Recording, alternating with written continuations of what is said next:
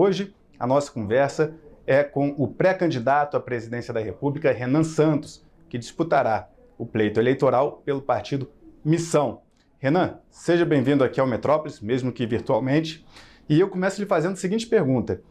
Muita gente acredita que a sua candidatura é um projeto para o futuro e não para 2026. Há um grande engajamento entre jovens, um crescimento maior do que outros candidatos até da terceira via que se colocaram, mas que ainda seria insuficiente para chegar ali em Flávio Bolsonaro e Lula, que disputam, né, a polarização que marca aí esses últimos anos de eleições no Brasil.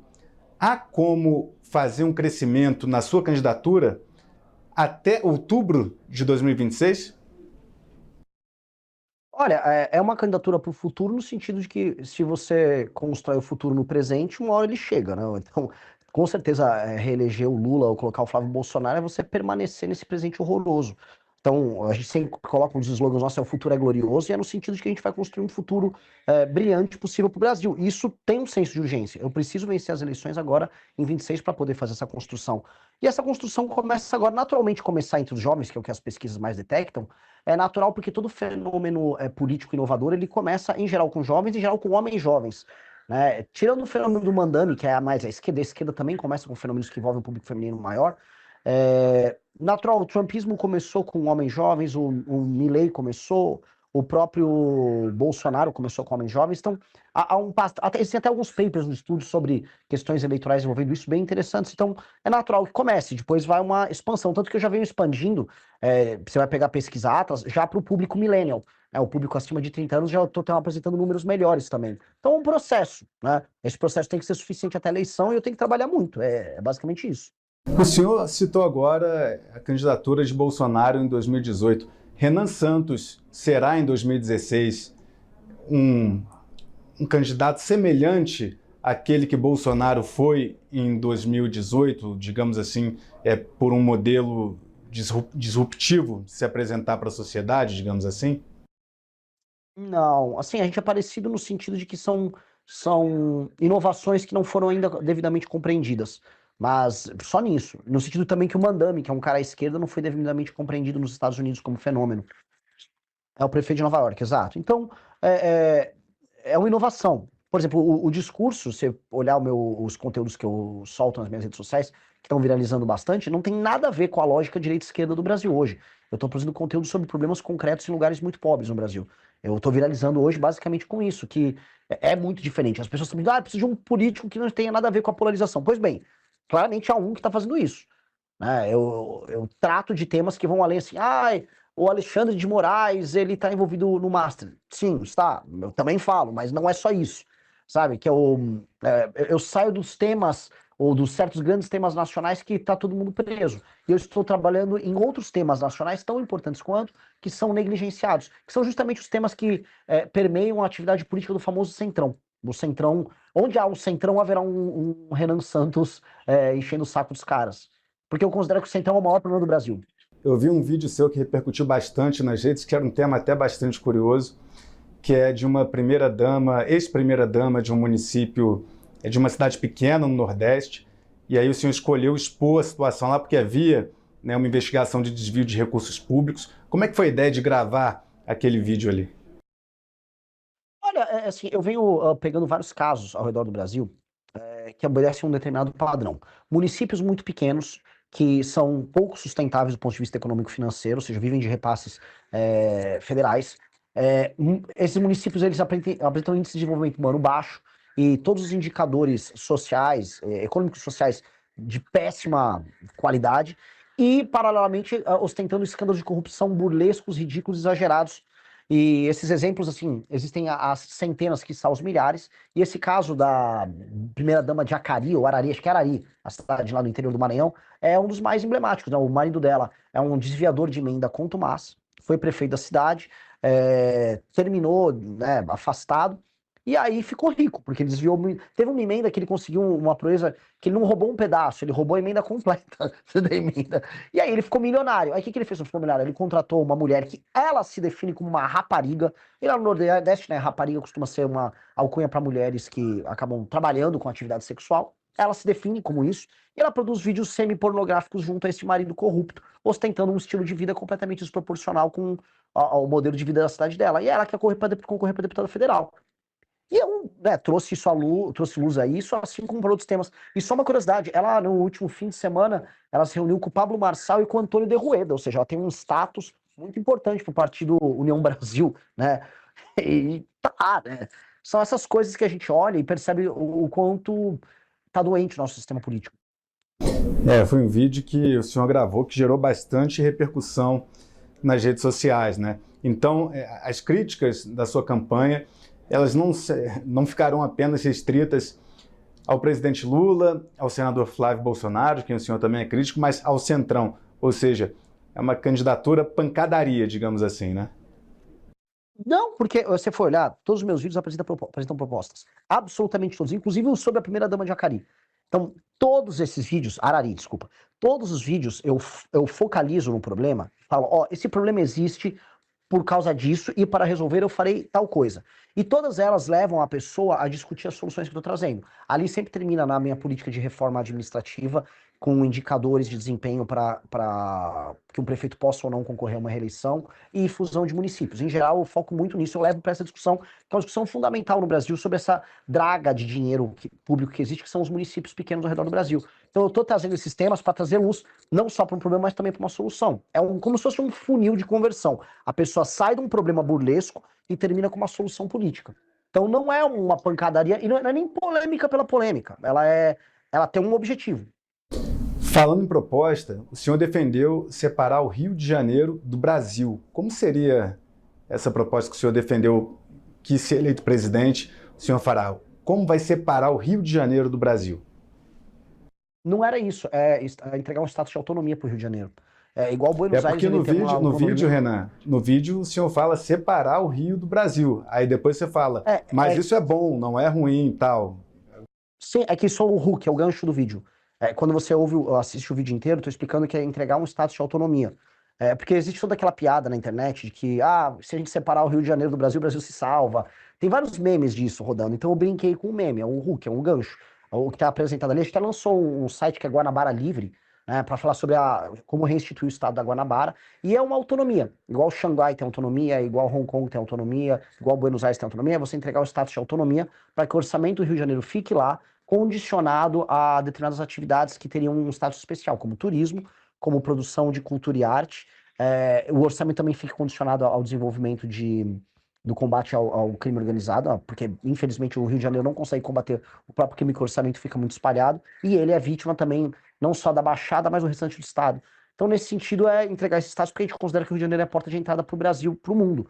Né? O mundo conhece o Brasil muito através do Rio de Janeiro, por bem e por mal. Portanto, um status especial é entender o Rio de Janeiro como uma futura Dubai, como uma futura cidade, quase uma cidade-estado, que abre a porta do Brasil para o mundo. Na prática, o que isso representaria de mudança? Na prática, o orçamento do estado da Guanabara, que ficaria da cidade do Rio de Janeiro, seria administrado por essa própria autonomia. E aí o orçamento local daria autonomia para eles fazerem frente aos problemas locais, que infelizmente não acontecem. O Rio de Janeiro, não que a cidade do Rio de Janeiro produza políticos muito melhores do que o restante do estado do Rio de Janeiro, mas os problemas do Rio de Janeiro, municipais, e o potencial do Rio de Janeiro é negligenciado por conta de um pacto político que não entende o Rio de Janeiro, a cidade, que se tornaria parte do estado da Guanabara nesse sentido, como tem que ser. Né? Ou seja, os problemas de segurança, a vocação turística, a vocação como um polo de tecnologia, ela simplesmente não é tocada. E aí o entendimento do ativo Rio de Janeiro, que o Rio de Janeiro é um ativo para o Brasil, esse ativo não é bem administrado. E aí outras cidades ao redor do mundo entenderam, ou melhor, foram entendidas pela administração federal como ativos especiais, como por exemplo Buenos Aires com a Argentina. Buenos Aires é meio que para a Argentina o que o Rio de Janeiro é para o Brasil. O Rio de Janeiro não é uma capital formal, mas ele é uma espécie de uma capital simbólica do Brasil. Então entregar esse estado de autonomia permite que essa auto-administração conduza o Rio de Janeiro para um caminho diferente. Se Renan Santos vier a ser presidente da República, vai estimular operações policiais em comunidades dominadas pelo tráfico de drogas? Qual seria essa política para resolver a questão das facções criminosas no Brasil? Operações a esmo, não. A gente tem uma sequência de operações a esmo que foram feitas nos últimos anos que elas se encerram na operação em si. A gente tem que ter um marco regulatório de enfrentamento ao crime organizado que não seja picado. gente está vendo agora o Congresso, né? Saíram várias pesquisas. Olha, a principal preocupação do brasileiro é o crime. Então aí saíram passando vários projetos de lei necessários, bons, mas que não fazem parte de um todo coerente. O todo coerente significa fazer uma separação do ponto de vista jurídico dos membros das facções criminosas de um criminoso comum. Significa você ter um aumento de penas, você ter um novo projeto de construção de presídios, um novo modelo de administração prisional, que no Brasil é um caos total e completo. Significa entender como nós vamos reocupar as áreas que são tomadas hoje pelo crime organizado. Significa entender qual o papel da Polícia Federal e do governo federal na articulação das forças policiais regionais. Significa, portanto, ter um plano holístico para a gente enfrentar o crime organizado, não através de operações pontuais que têm um caráter marqueteiro, mas sim de uma solução definitiva, para o crime organizado, e dois, para reduzir, na prática, o número de homicídios, assaltos e roubo no Brasil, que é o que aflige o brasileiro. Então, você tem marcos regulatórios que aumentam a pena e que diminuem benefícios ligados a legislações penais, como a progressão de pena e as saidinhas, que vão diminuir os crimes comuns. De outro lado, a destruição das operações via COAF, via Polícia Federal, as operações financeiras de lavagem de dinheiro ligadas ao tráfico, como aconteceu agora com o MC Rian, com a turma do Poço do Rodo. Rolou uma operação hoje nessa linha. E do outro lado, a reocupação territorial de cidades inteiras, que hoje foram tomadas por facções como o Comando Vermelho. Vê agora, tava lá, no Maranhão tem o bonde dos 40. Então, você tem remédios que vão precisar ser aplicados meio que ao mesmo tempo, e aí você vai poder fazer operações que não serão pontuais, será uma operação que redunda numa tomada definitiva desse território pelo Estado brasileiro, devolvendo dignidade para as pessoas que moram ali. Renan, teve uma matéria até que saiu aqui no Metrópolis, do colunista Demétrio, mostrando que teve uma época num grupo privado ali de WhatsApp que o senhor falou que fez consumo ali de um cogumelo alucinógeno, né?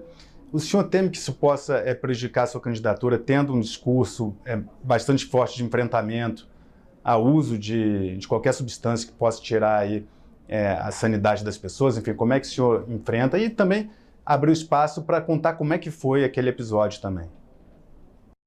O episódio do Demétrio, o Demétrio Vecchioli, né? Isso. O Demétrio fez uma matéria, graças a Deus eu gravei toda a entrevista com ele, que ele queria, na verdade, fazer uma matéria falando que eu era nazista, e a matéria é muito triste pra ele, o vídeo tá postado no canal de um amigo meu, do Arthur, porque, enfim, ele fica fazendo perguntas meio que sem sentido ao longo da entrevista toda. Ele queria dizer que como é que eu achava que pessoas que têm uma fibra muscular boa pra musculação, isso é um codinome pra ser nazista. Tipo, não falou nada com nada.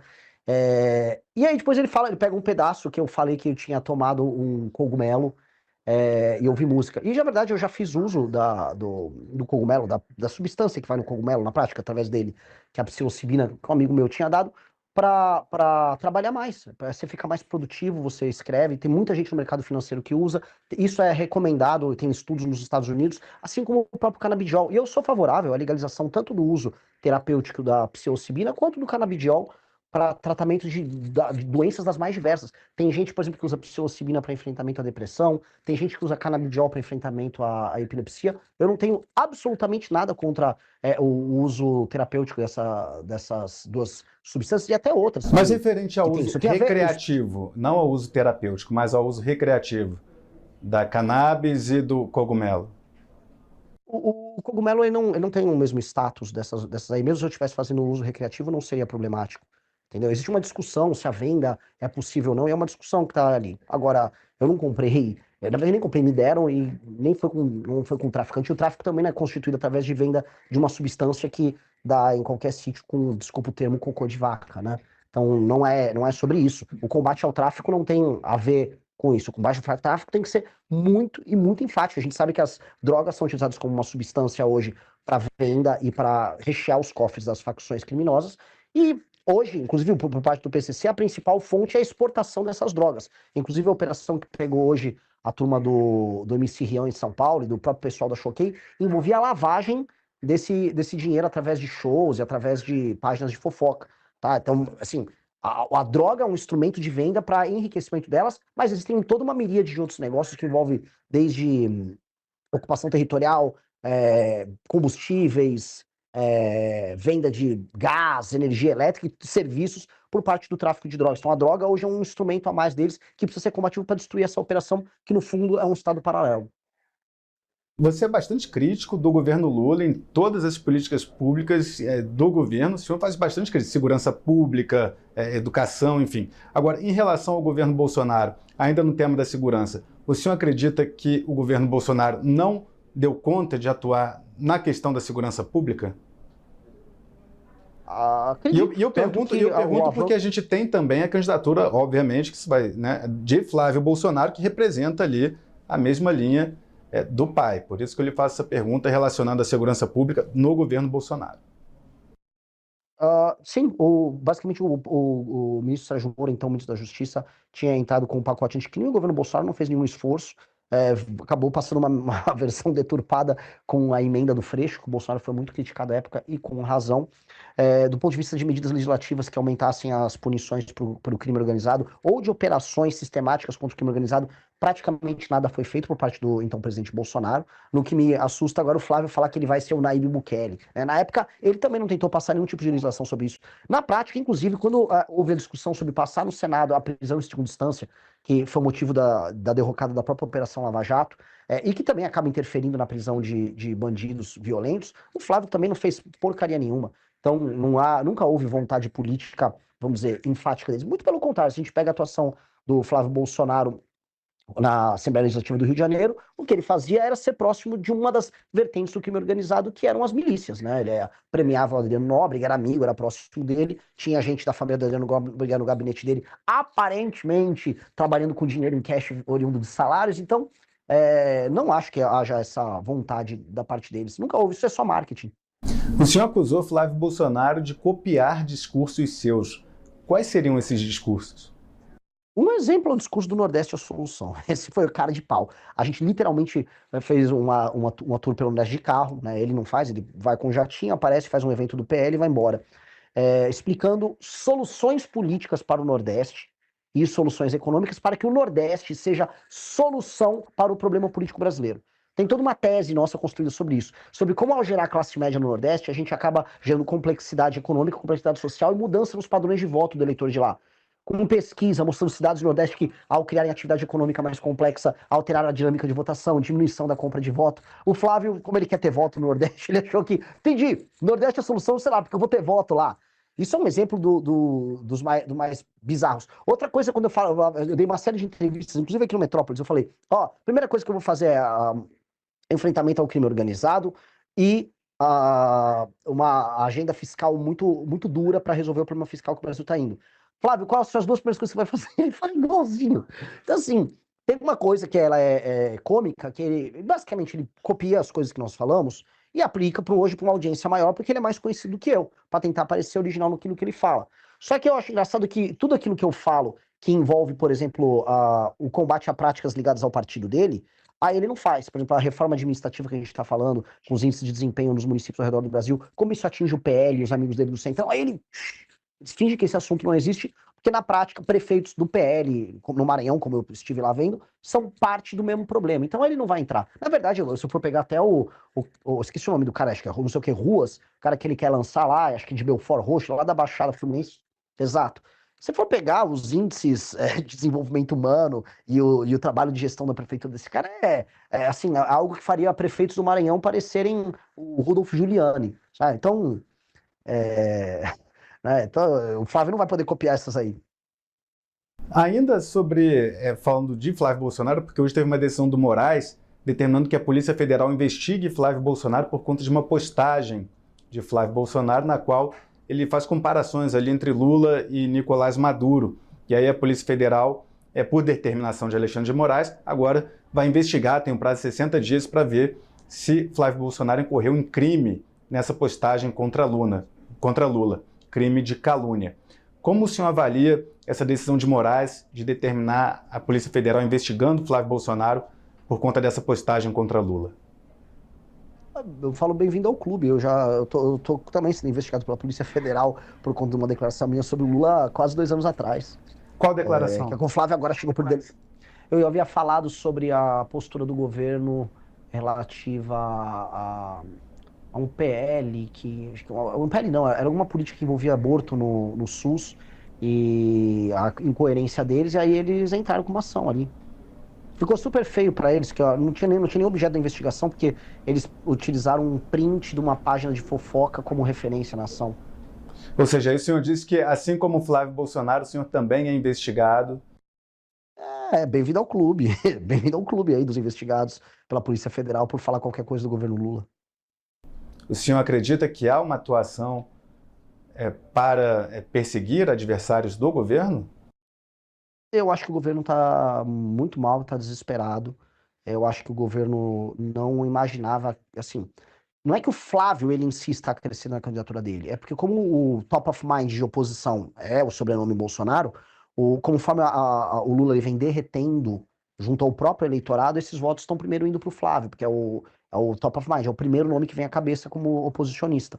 Então o PT não sabe como brecar isso, eles estão tentando tomar. Imagina não só o PT, mas eu vejo, vamos dizer, um ânimos. Tem que ser cuidadoso que eu vou falar aqui, Capelli. Há um ânimos em parte do judiciário que de fato não gosta do Bolsonaro, né, em fazer isso, mas sinto ser isso. Eu acho que é uma consequência do processo político eleitoral no qual estamos passando. Vamos ver que as eleições nesse ano aí prometem. Inclusive, Eduardo Bolsonaro, numa entrevista que até me concedeu, disse que pretende atuar junto ao tribunal, junto à Casa Branca, para caso o Tribunal Superior Eleitoral tome alguma medida que ele julgue parcial na disputa eleitoral desse ano, atuar por sanções a integrantes do TSE. E aí o Lindbergh Farias, também numa entrevista que me concedeu, disse que vê esse movimento de Flávio como uma tentativa de interferência externa no processo eleitoral brasileiro. Então isso vai dar bastante pano para manga. Olha só, longe de mim, Capelli, desculpa, é que eu queria só comentar que isso é um ponto interessante. Longe de mim querer sair em defesa deles, né? Mas informações que já pintaram já a partir de 2023, 2024 deram conta de que o governo Biden interferiu nas eleições brasileiras, né? E o Biden tinha ficado chateado que o Lula, após vencer as eleições, não foi devidamente grato a ele. Então, eu entendo que agora virou moeda usar o governo americano, dependendo da gestão, como um instrumento de ajuda. Ainda mais quando se é um capacho deles, como o caso da família Bolsonaro. Por que o senhor acredita que a família Bolsonaro é capacho do governo dos Estados Unidos? Porque eles falam isso abertamente. O Eduardo Bolsonaro, no momento que o Brasil era taxado pelo Trump, ele ficava indo nas redes sociais fazendo textos parabenizando o Trump pela ação dele, como o Trump era incrível. Tipo assim, parabéns por taxar minha própria nação, muito corajoso da sua parte. Eu acho isso humilhante. O próprio Flávio Bolsonaro, que foi discursar no CPEC, né, falando como as terras raras brasileiras poderiam ser úteis para os Estados Unidos. Eu não consigo ver, vamos dizer, nenhum grau de patriotismo numa atitude dessas. E também o Paulo Figueiredo, que é meio que um porta-voz deles, estava comemorando o fato da bandeira americana ter sido aberta, desfraldada ali na Avenida Paulista no dia 7 de setembro do ano passado, como comemoração, talvez, às sanções americanas ao próprio país deles. Então, eu acho que isso é um capachismo. Não consigo ver outro grau de capachismo maior do que esse.